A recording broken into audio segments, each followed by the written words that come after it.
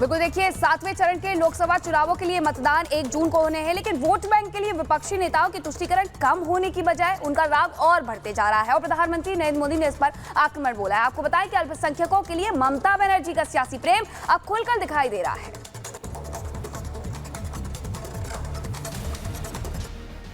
इंशाल्लाह लोकसभा चुनाव में महज आखिरी चरण का चुनाव बाकी है, लेकिन उनकी जुबान से बाकी तबकों का नाम ही नहीं आ रहा है।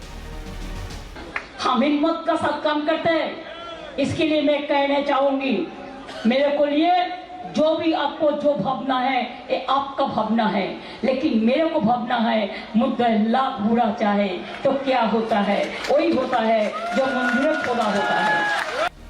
हालांकि पश्चिम बंगाल की सीएम ममता बनर्जी का मुस्लिम प्रेम किसी से छिपा नहीं है। उनकी पूरी राजनीति ही तुष्टीकरण पर टिकी है। बीजेपी उन पर यह आरोप लंबे वक्त से लगाती रही है कि वो हिंदू विरोध की राजनीति करती है। हालांकि बीजेपी का यह आरोप निराधार भी नहीं है, क्योंकि अभी कुछ रोज पहले ही मुस्लिम आरक्षण के मुद्दे पर कोलकाता हाई कोर्ट से जिस तरह से ममता सरकार को झटका लगा, वो इस बात की तस्दीक करने के लिए काफी है कि पश्चिम बंगाल में पिछले कई सालों के दरमियान ममता सरकार ने ऐसे कई फैसले लिए जिससे एससी, एसटी, ओबीसी और दलित और पिछड़ों का हक मार के मुस्लिम समुदाय को फायदा पहुंचाया गया। बावजूद इसके सीएम ममता और इंडी गठबंधन के नेता अपनी गलती मानने को तैयार नहीं है। साथियों, बीजेपी दलित, वंचित, आदिवासियों के लिए समर्पित है, समर्पण भाव से काम करती है, सेवा भाव से काम करती है, हो सके उतनी सेवा करती है। लेकिन कांग्रेस पार्टी ने क्या किया? इन्होंने बीजेपी की योजनाओं का विरोध किया।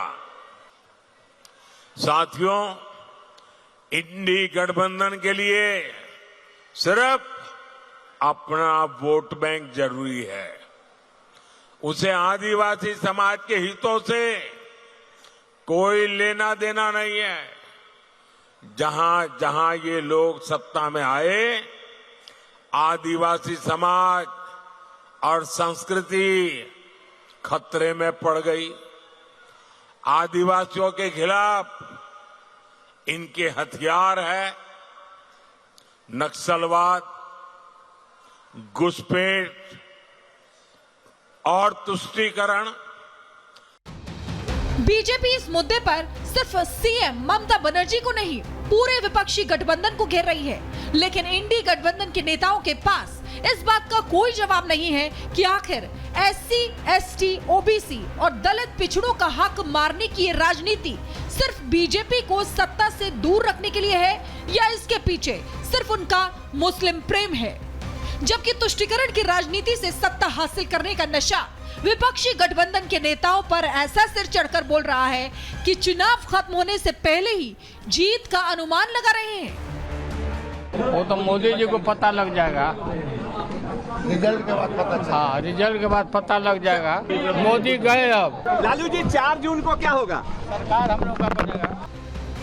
एक वक्त था जब पश्चिम बंगाल में मां, माटी और मानुष की सियासत होती थी, लेकिन ममता बनर्जी की सत्ता में आने के बाद पश्चिम बंगाल का समीकरण बदल गया। बीजेपी का आरोप है कि अब वह बांग्लादेश से लाकर बसाए गए रोहिंग्या मुसलमान ममता बनर्जी की सत्ता की राह तय कर रहे हैं। इसलिए ममता दीदी सिर्फ मुसलमानों की फिक्र कर रही हैं। बहरहाल अब इसे चुनावी नतीजों से पहले तुष्टीकरण की खुराक का असर कहिए या कुछ और, ममता दीदी खुलकर मुस्लिमों को रिझाती दिख रही हैं और तुष्टीकरण के सहारे विपक्ष के नेता बांटो और काटो की सियासत को हवा देते नजर आ रहे हैं।